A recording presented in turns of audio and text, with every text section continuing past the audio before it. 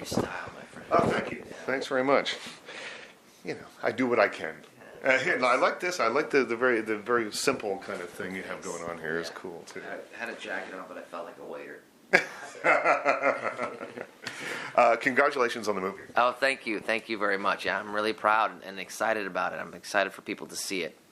Yeah, because I mean, it's been delayed, so now what's it like just to have? We don't need to talk really about all the particulars, but you know, this movie's been done maybe for a year for you. I don't know. It's probably been a long time. Yeah. What do you do in that stretch of time? Do you think about it, or do you try and put it out of your mind and move on to the next thing? Yeah, I mean, you know, I've been acting for, oh my gosh, going on 30 years now, and I think that there is a certain sort of training that you have on a psychological level to just sort of do the best you can, and then let them do what they will with it, and because there's, you know, a movie goes through so many different incarnations, from the last draft of the script to production to editing and scoring and all that stuff. And in this case, I'm over the moon with it. Yeah. Okay. Well, congratulations on it. You know, LA is an interesting city for me because it's not all that old, really, and it's an interesting mix of old and new, I think. And I wonder, when you're researching something like this, there are still places. Maxie's isn't around anymore, but Musso and Frank's is still there, and you know that Mickey Cohen, you know, had dinner there, you know, more often. So and breakfast too. And so to get into the vibe of this whole thing, did you go kind of hang around those places, because they're still very much there in LA, and Musso and Frank's honestly doesn't look like it's changed since those days. Well, I think you're actually eating some of the food that was actually made from back then. I'm a native Angelino. I was born and raised in Los Angeles, and so that's I'm around that stuff all the time, and I'm quite familiar with a lot of the history there. You know, the observatory. And downtown Los Angeles, and that the heyday of that time, and I think that's one of the things that, you know, somebody who's not familiar with Los Angeles, it takes for granted that it does have a history, it does have a rich history, and I think that it's interesting. You know, it really is becoming historic in a almost maybe, for lack of a better word, in an academic sense, with which circumambulates around Hollywood, you know, and this movie is about that juxtaposition, about the glamour, but scratching the surface of the underbelly and the prurience of that. Yeah, I mean, LA is an interesting place in the sense that if you read the early history of Los Angeles, and we're sort of at the tail end of the early history, but you know how water was diverted from other places to create this place out of nothing, really, you know. And I've always found it so fascinating, because when we think of it, you think Hollywood, you think glamour, you think this movie poster with beautiful women in gowns and that sort of thing. And then on the flip side, it was a violent. There definitely was. You'll find that, I think, at the birth, really, of any sort of like society or civilization, that, you know, there was a fight and there was violence to build it up. Even in the 19th century, with the industrial age and the Vanderbilts, and you know, who was a known, you know, bar fighter, you know, just like he was a dock worker who would, you know, come to fisticuffs with people. You know, there is an element of that to this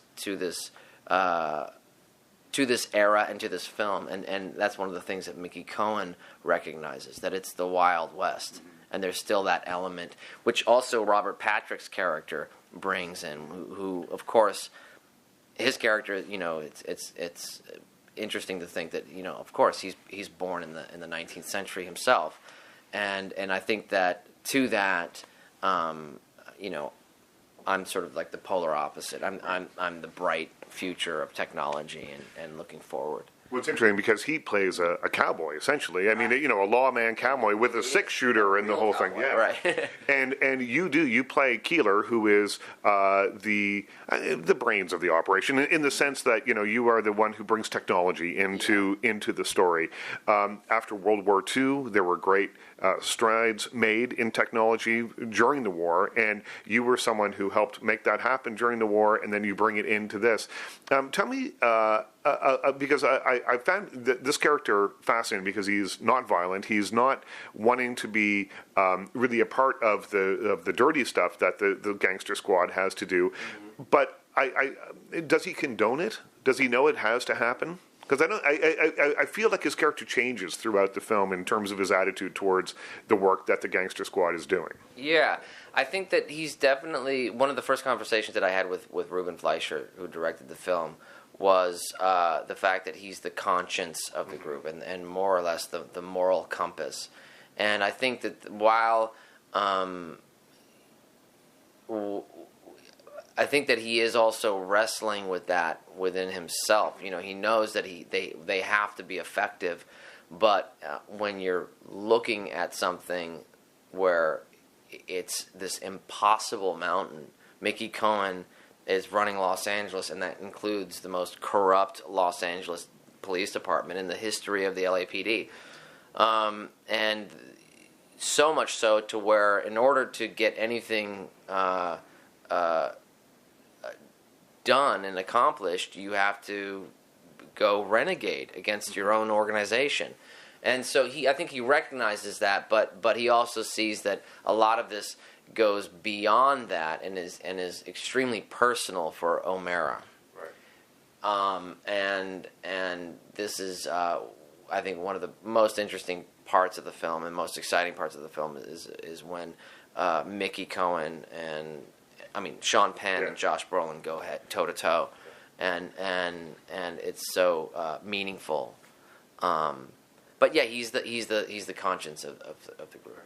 Well, that scene, we won't give it away, I don't think, but that scene to me was one man who is fighting for the place that he moved his family, that he said, this would be a good place to live. This is where I want to raise my kids. He has a pregnant wife. This is where I want to raise my family. And Mickey Cohen, who looks at this place as a broken city that he's going to fix or rebuild in his own image kind of thing. Absolutely. And it is trying to break it down as well. You know, that's one of the things that you see in capitalism all the time and corruption where people will devalue something in order to come back and buy it and build it up to own it themselves. You know, it's also the Chinatown notion, not the scene, but the actual film.